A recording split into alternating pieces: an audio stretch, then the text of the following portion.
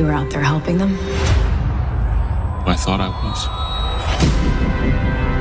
They've always been wrong about me.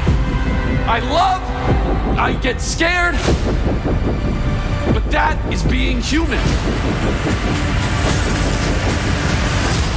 And that's my greatest strength.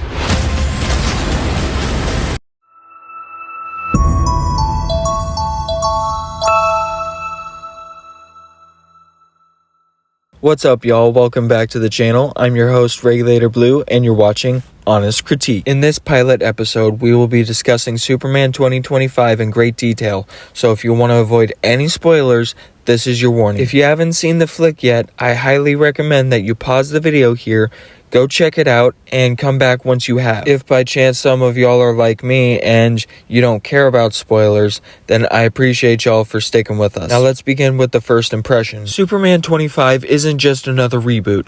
It's a heartfelt love letter to comic book enthusiasts and general fans of the superhero genre. The movie bursts with bright, vibrant colors, a witty sense of humor, and a vibe of genuine positivity that feels almost radical in today's cynical landscape. Superman 25 is a hopeful, nostalgic, and flawed take on the Man of Steel, but does it soar high or does it crash and burn? So the movie opens up in modern day in the Arctic, where instead of presenting us with a brief montage like in Superman and Lois, we get a screen of text that reads, 3 centuries ago, the first superpowered beings known as metahumans appeared on Earth, ushering in a new era of gods and monsters. 3 decades ago, an extraterrestrial baby was sent in a spacecraft to Earth and adopted by Kansas farmers. 3 years ago, that baby, now grown, announced himself as Superman, the most powerful metahuman of all. 3 weeks ago, Superman stopped the country of Barovia from invading Jaranpur,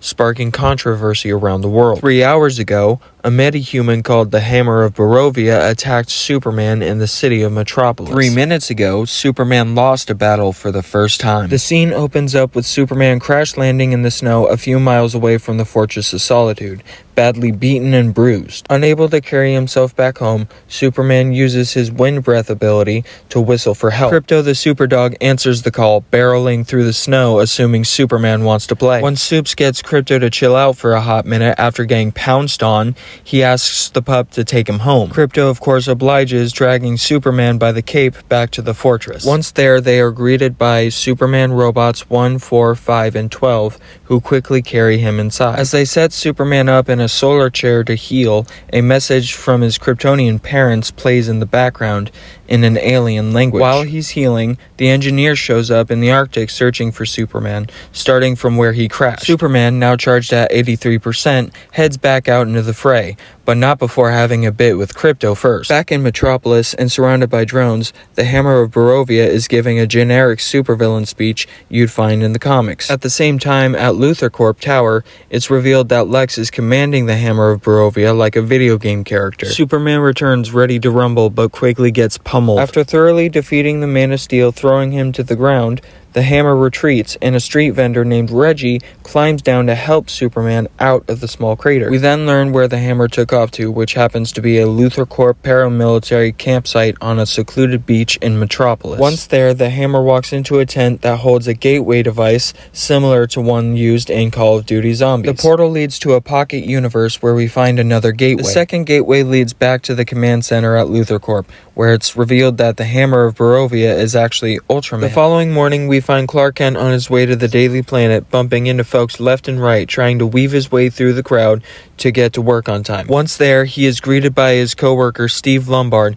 who is always known for giving Clark a hard time, especially in the comics. As he makes his way to his desk, Ma and Pa Kent call to check in and congratulate him. Lombard follows Clark through the bullpen, cracking jokes about his article, and Cat Grant cuts him off. Still on the phone with his parents, Clark finally arrives at his desk, where he is greeted by his best friend Jimmy Olsen, who's sitting at his own desk. The two quietly celebrate the fact that Clark's article made the front page of the paper. Once off the phone, Lois Lane enters the scene from the coffee station with a newspaper in hand. Then Clark, Lois, and Jimmy all have a conversation together about Superman's actions in Barovia and his recent loss to the Hammer. Meanwhile, at the Pentagon, Lex Luthor is giving a presentation for a program called Planet Watch. The program itself enlists metahumans under Lex's command, such as the Engineer and Ultraman, including LexCorp Raptors, into the United States military. By doing this, it would allow Lex to freely hunt down and imprison metahumans such as Supes without any restrictions or any government oversight. Thankfully, the Secretary of Defense General Maury, Attorney General Albert Tyler, General Rick Flagg, and Argus Director Flo Crowley all shoot down this idea. The reasons being, of course, A, because Superman has done nothing wrong from a legal standpoint, B, Superman is idolized by the people, and C, there is no more kryptonite on Earth even if they wanted to subdue him. The meeting ends with General Maury telling Lex that he needs to find proof that Superman is a threat before they can act. Later on that evening, back in Metropolis, Lois retires to her apartment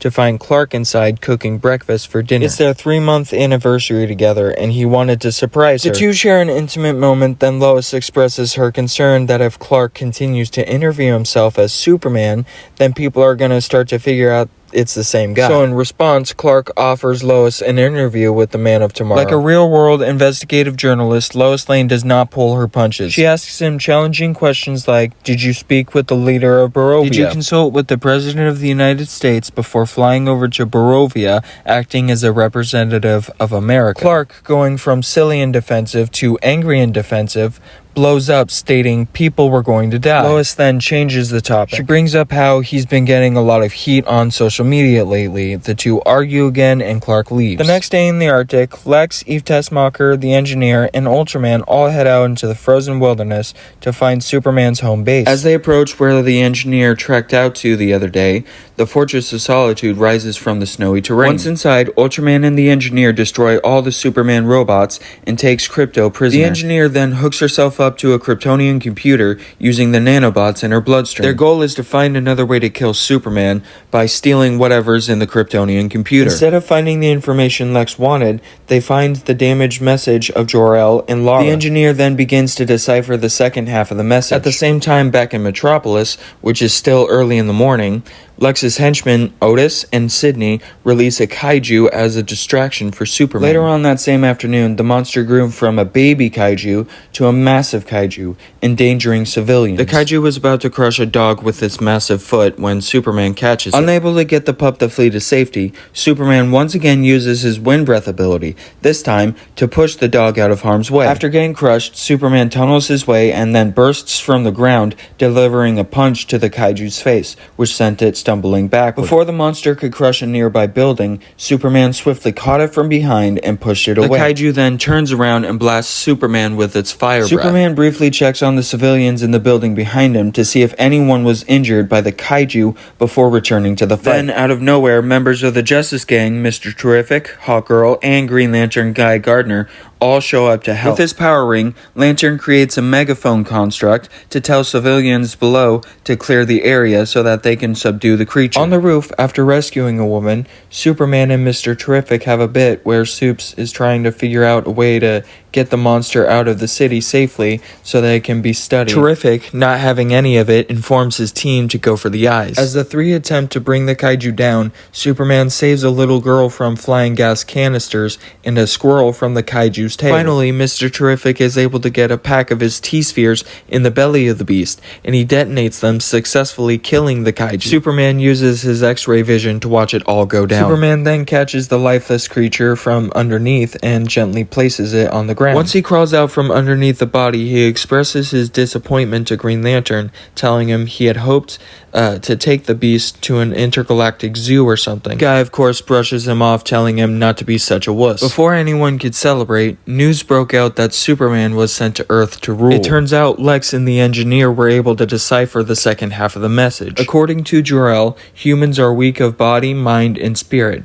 so Kal-El should lord over the planet. Lara then tells him to dispatch of any opposition and take as many wives as he can. Lex, on a talk show, shares the footage with the world, and then accuses Superman of already having a secret harem of women. Overwhelmed by this mind-bending revelation, Superman then makes his way through a small crowd of angry protesters and enters a nearby building. The Justice Gang follows after him. Once inside, Green Lantern uses his power ring again, this time to block the windows so that they can chat privately with Superman. Guy then confronts Big Blue, almost starting starting a fight. Hawkgirl then gets Green Lantern to back off long enough for Mr. Terrific to confirm that the message from Krypton was legit, and for Hawkgirl to ask the question of how the footage got leaked in the first place. Wasting no time at all, Superman books it back to the Fortress of Solitude to find it a ruin. Once he realized that Lex stole crypto, Superman heads back to Metropolis. He then crashes through the right L of Luthor Corp Tower and demolishes Lex's office door. Superman confronts Lex, shouting, "Where's the dog?" Lex pretends not to know what he's talking about, while Eve Tessmacher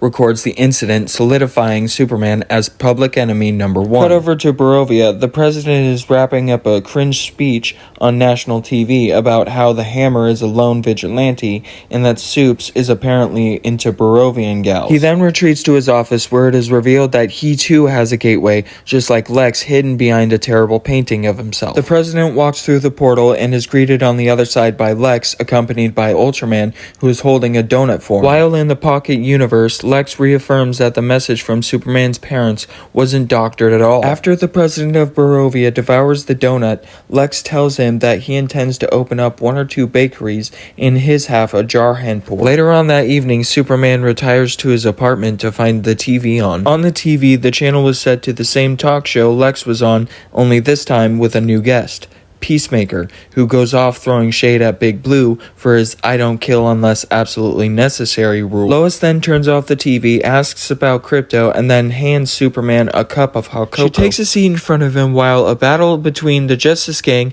and an interdimensional imp ensues in the background. Lois asks if he was out there helping them, but he says that he was actually searching for the pup and that the Justice Gang has it handled. As the spectral battle continues behind the couple, Superman apologizes for their fight and tells Lois what he believes that the message from his Kryptonian parents meant. Or should I say, what he believed the message meant. He reassures her that he's not here to rule over anyone, and she believes him. Superman tells Lois his plan on how he's gonna find crypto by turning himself into Rick Flag at the DOJ, who now has a warrant out for his arrest. She protests, but he tells her that the pup is out there alone and probably scared. The two share an intimate moment before Superman tells Lois that he loves her and that he probably should have told her that a long time ago. He then flies off to turn himself into Rick Flag at the DOJ, who now has a warrant out for Big Blue's arrest. The following day, Superman is arrested by Ultraman, who is accompanied by Rick Flag, the engineer, and the United States Special Forces. Flag expresses his sympathies and informs Big Blue that the U.S. outsourced his confinement and interrogation to Planet Walk. Superman, Ultraman, and the engineer all board a Luthor Corp aircraft. The aircraft takes them down to the secluded beach where the first gateway is being held. The two villains then escort Superman off of the aircraft and to the tent where the first gateway device is being held. Once there, Ultraman throws Superman inside, kicks his foot, and closes the portal behind him, sending Big Blue to the Pocket Universe. Superman then finds himself in a glass box cell with Metamorpho, aka the Elemental Man, sitting quietly in a corner. Lex then appears out of nowhere to confront Superman, explaining how he was able to create the Pocket Universe that acts as his own personal prison for political rivals and vengeful ex-girlfriends. As Lex continues to flex, Metamorpho turns his hand into kryptonite. As he rapidly grows weaker, Lex takes Superman on a tour. He first shows Big Blue his monkey bots who farm outrage on the internet 24/7. Lex then shows off that he has crypto hooked up to a machine that projects fake images into his mind, making him believe that he's chasing after flying squirrels with capes. Finally, the tour ends with Lex showing Superman the innocent people he has locked up. He then tells Big Blue that he's going to put crypto down painfully after he is done experimenting on him. Lex then calls the pup vermin, and Superman brings up the fact that Lex wouldn't be telling him any of this if he had planned on releasing him, which he agrees. He then tells Big Blue that he'd already be terminated if it was up to him. Lex informs Superman that the US government has some questions they want answered. Lex then directs his attention to Metamorpho and tells him to keep Big Blue in check, or his infant son Joey will be harmed by his henchman, who is in a cell located directly across from them. That same day at the Daily Planet, the crew watches as Barovia moves their troops to the border of Jarhanpur. As Lois struggles to find Superman, Jimmy gets into contact with one of his sources, dubbed Mutant Toes, in his phone. His source almost instantly gets back to him, informing Jimmy that Superman is being held in a pocket universe. That same night, Eve met with Jimmy confirming her to be his source, Mutant Toast. He asks her to get any dirt on Lex that she could find, and she assumes that it's so that they could be together. Jimmy butters Miss Tessmacher up with a compliment, and she casually mentions that Lex tortured a dog the other day. Eve then tells him that Lex tracks her through the traffic cameras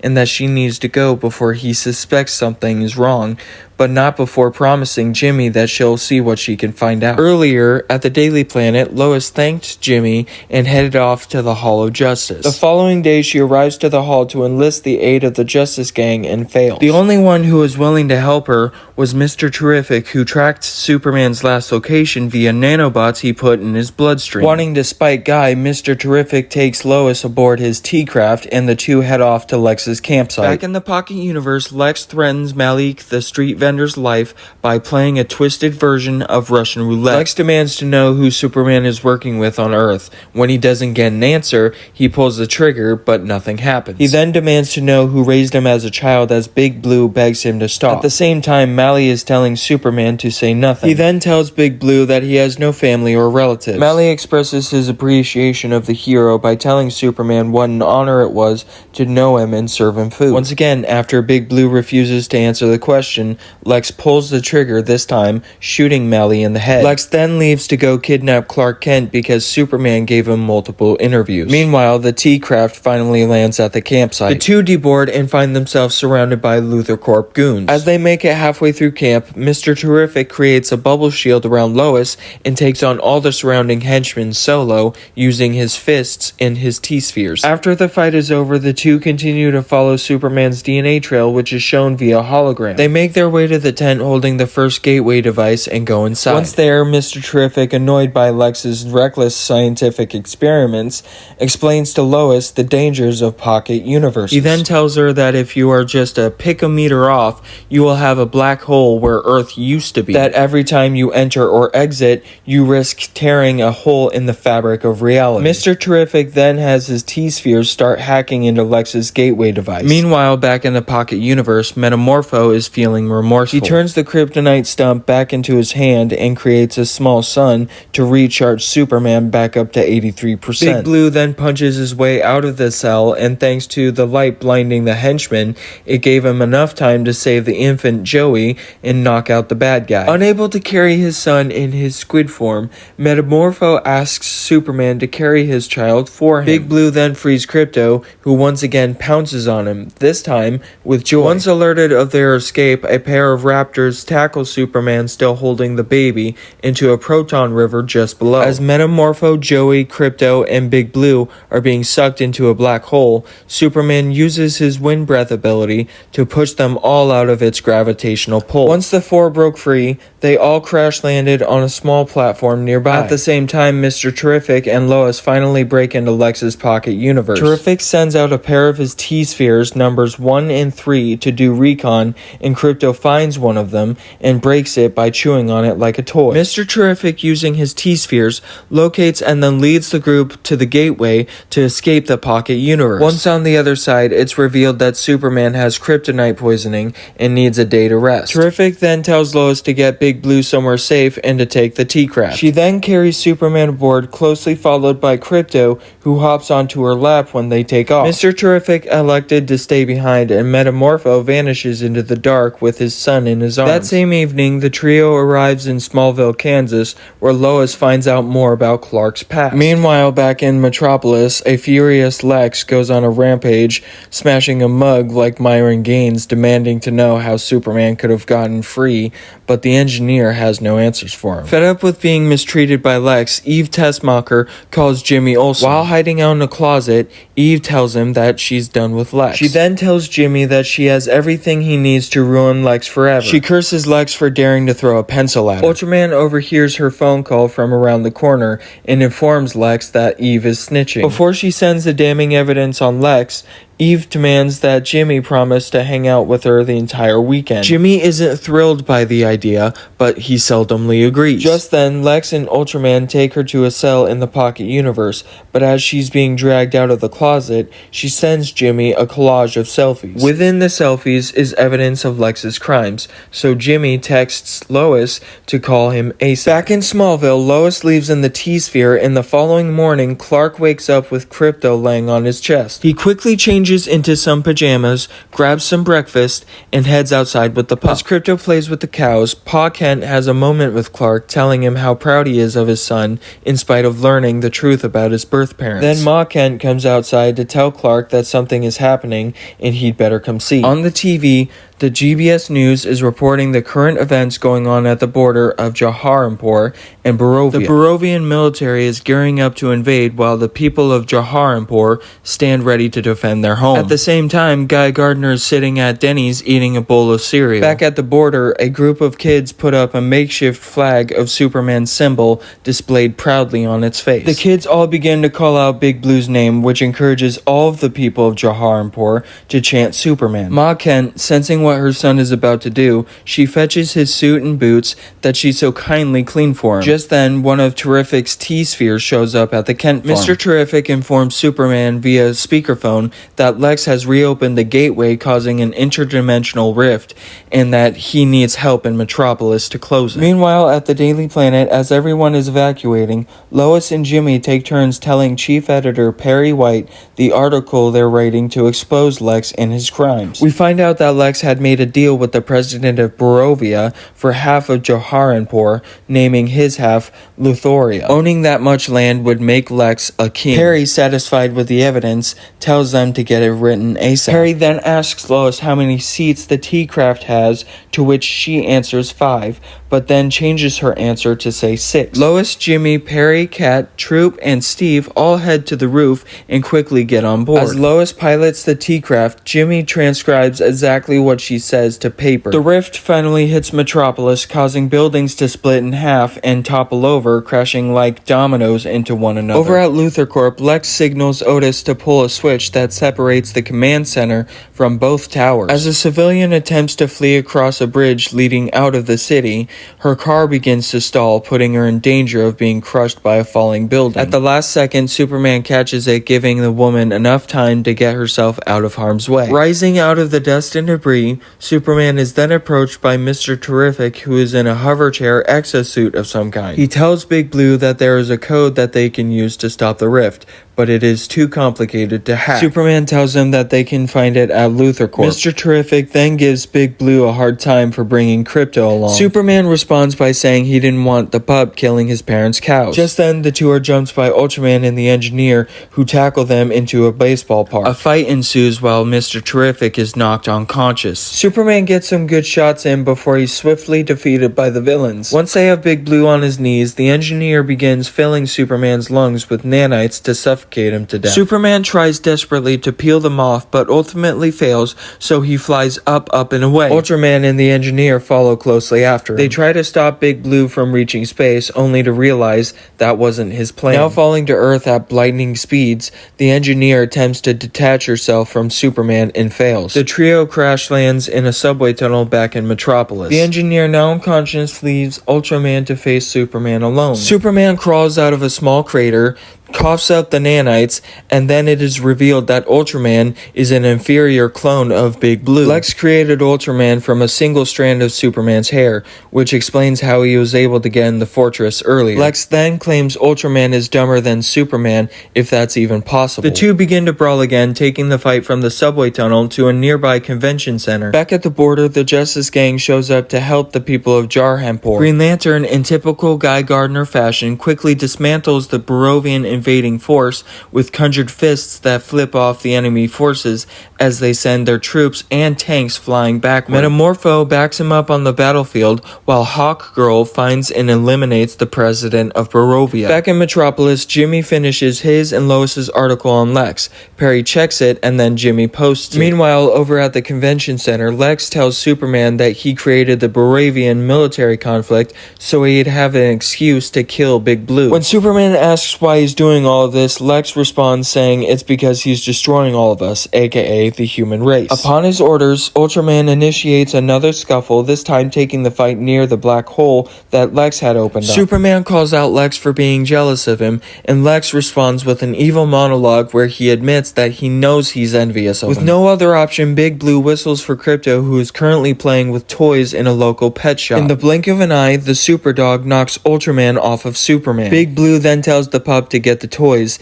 aka Lex's drones. As Krypto destroys all the drones, Superman begins wailing on Ultraman, delivering blow after devastating blow. After demolishing Ultraman, Superman and Krypto then face a legion of Planet Watch raptors swarming them. The two make quick work of the goons, then Ultraman once again tackles Superman and the two fall down the crater. Eventually, Ultraman is able to pull Superman's arm out of socket. Big Blue responds by throwing Ultraman into a bus that's being sucked into the black hole. Superman quickly resets it, then Mr. Terrific peers down the rift and tells him to stop messing around. Back at Lex's command center, Sydney tells him that he is shutting down the rift, but Lex isn't having any of it. Lex tells him that they chose Superman, so Sydney needs to let them die. By they, of course, Lex means the human race. They then activate the secondary gateway in an attempt to escape. At the same time, Superman, Mr. Terrific, and Krypto are all on their way to Lex's command center to confront him. Before Lex could get away through the portal, Superman bursts through a glass window, shoulder-checking Lex, which sent him flying into his desk, then face-planting onto the floor. As Mr. Terrific closes the pocket universe, Superman gives a speech about humanity. Lex, of course, throws this back in his face while threatening Big Blue, which didn't sit right with Krypto at all. The pup throws paws with Lex by grabbing him by the heel and thrashing him around, making him hit all the nearby desks. Superman finally gets Krypto to drop Lex, then it's revealed that Lex's right arm is broken. Just then, news broke out that Lex Luthor is a traitor to the United States of America. Back in Jarhampur, Hawkgirl suggests Metamorpho join the Justice Gang to Guy, who quickly shoots down the idea because he finds the Element Man creepy looking. Rex says the Justice Gang is a cool name, and Guy changes his tune, telling him he's in. Back to the streets of Metropolis, Lex is being ushered in the back of a Hummer in handcuffs on his way to Bel Reve. Behind the vehicle, all the prisoners from Lex's pocket universe are freed and reunited with their loved ones, which includes Eve, who gives Jimmy a massive hug when they find each other. Lois searches for Clark when Superman appears out of nowhere, claiming that he thought he might give her an interview. He then says he can fill her in on all the behind the scenes, and she gladly accepts. The two share one last intimate moment together. Then Lois tells Superman that she loves him too. In the final scene, we return to the Fortress of Solitude a few days later. Superman Robot Number 4, aka Gary, is now rebuilt along with some new faces. Just then, Kara Zor-El, aka Supergirl, breaks into the fortress, drunk and assuming her cousin moved the front door. Krypto, realizing who it is, he quickly rushes over to his owner, tackling her. The two play for a moment before Supergirl thanks Superman for watching him and takes her pup on a new adventure. Big Blue then tells Gary that she likes to party on planets with red suns so that she can get drunk because on Earth, they can't because of their metabolism. The movie ends with Superman back in the solar chair, watching memories of his childhood with his adopted parents to soothe him through the healing process. Now let's discuss the pros of the flick. At number 1, we have comic book accurate portrayals. David Cornsweet, Rachel Brosnahan, and Nicholas Hoult all play their roles beautifully, as does the rest of the cast. And the way that James Gunn has written these characters perfectly reflects the core aspects and principles of their comic book counterparts. At number 2, the movie is hella nostalgic. Scenes like Lois interviewing Superman on their anniversary and Big Blue saving dogs and a squirrel mirrors Superman 78. Finally, at number 3, we have the movie inspires hope, kindness, and faith in humanity. Superman sees the best in people, including his worst enemies like Lex, who tried to kill him numerous times. Now let's talk about the cons of the film. At number 1 on our list is the Kryptonian message. Clark's birth parents telling their son to rule the world and create a harem doesn't really sound very noble. For number 2, we have Ultraman. Instead of going with a clone, James Gunn should have brought Henry Cavill in to play as Ultraman from another universe, considering Peacemaker Season 2 dabbles with the multiverse. Finally, at number 3, we have Lex's silly voice commands. Legit, every time I watch that first bit where he originally makes callouts, I chuckle a bit because it kind of reminds me of playing Fortnite with my friends. And now it's time to share final thoughts. Without a doubt, this movie is a comic book come to life. As a comic book enthusiast of 15 years and a die-hard Superman fan, I'm not exaggerating when I say that James Gunn really cooked with this. You know, as a 90s kid, I grew up watching Christopher Reeve's Superman on a blue VHS,